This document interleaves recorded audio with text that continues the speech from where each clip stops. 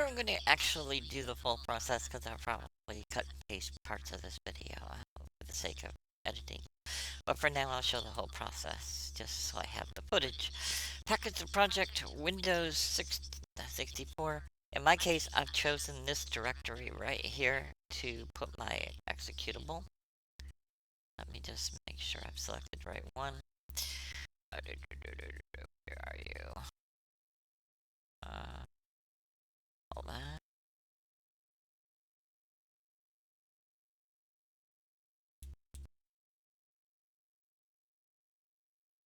Alright, oh, there you are. There we go. Forget where I put things. Okay, I'm going to show you the output log, and we'll see the process going through. This is going to be important because I'm going to want you to see. I did previously cook this to save time, because otherwise it would really take a while to get done. But I want to show you a part of the log that kind of tells you where this chunking and packaging is taking place. And then I'm going to give you a kind of little preview of where things are at. Again, you probably won't be seeing the whole video in total because it takes a while, and I don't want to. That would be much. So it'll be used as source video and commentary where needed. So we'll let this finish. I'm going to turn the mic off so you don't pick up all my noise while this is doing its thing.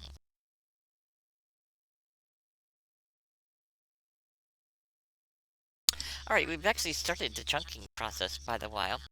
And basically, it's created these temporary files. You'll see them all here.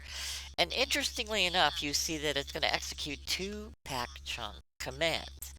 That's because I said I want to. Alright. So, and let's see what we got. So, I'm going to look up here a little bit closer. And let me see if I can give you an idea of what we're looking at. There's pack chunk 0. Pack chunk 0 is, yep, that's the one that you get by default. Everything goes in pack chunk 0 unless otherwise specified.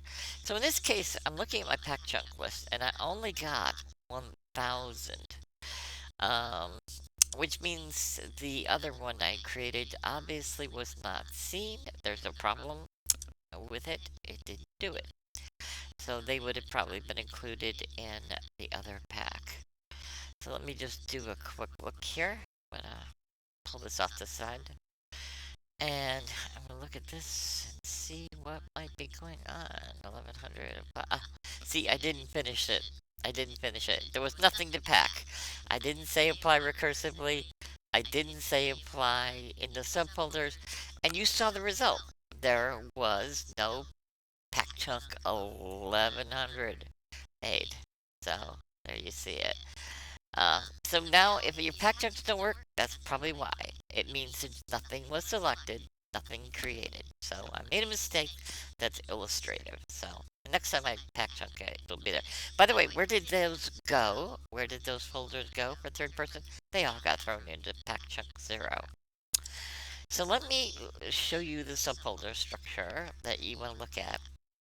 It kind of tells you what's going on behind the scene. So let me get this up and running. Let me get a display so I'm not interfering with video per se. File Explorer. Alright, let me get a File Explorer going.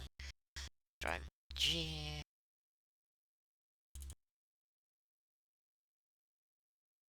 Alright, so here I'm in my executable, Windows no editor. You'll see something, but there's my executable for this file. It's obviously not terribly exciting. But I'm going to look in here, and you're going to look in the content. You're going to see packs. And you're going to see that I got 2 pack chunk files. Obviously, this contains my starter content, which was fairly considerable size, right? It's quite a bit there. And pack chunk 0. So, basically what can happen is that right now, the executable already knows to look for this pack chunk by default with its startup code. But what we will be able to do is we'll be able to say mapx and we will load the mapx.pack, and then everything is will be in the proper folders as we would expect it to be. But this is the chunking process that happens during cooking and baking. It is this file that we will move forward.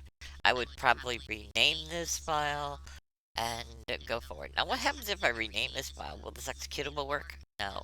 It will be looking for pack chunk 1000. I would have to, inside the program, reload it, reload the pack, and make sure that it was there. And then any references to the starter content would be there or be in place. And again, I made it higher priority simply because it needs to be. And the priority is more for the automatic chunk loading. But you may have logic that uses that priority field as well in the future. So essentially, all of this manual handling of the primary asset label is what I'm trying to automate. I can create a C++ classes, I can create child classes, I can manipulate the field, but I'm not quite yet able to get the engine to see my versions of the primary asset labels and use them to do this breaking out. Um, Once I can do that, I will be able to totally automate it. But so for now, I'm showing this because I might have to leave this as a manual step, and I don't want it to hold things up any further. So there we go.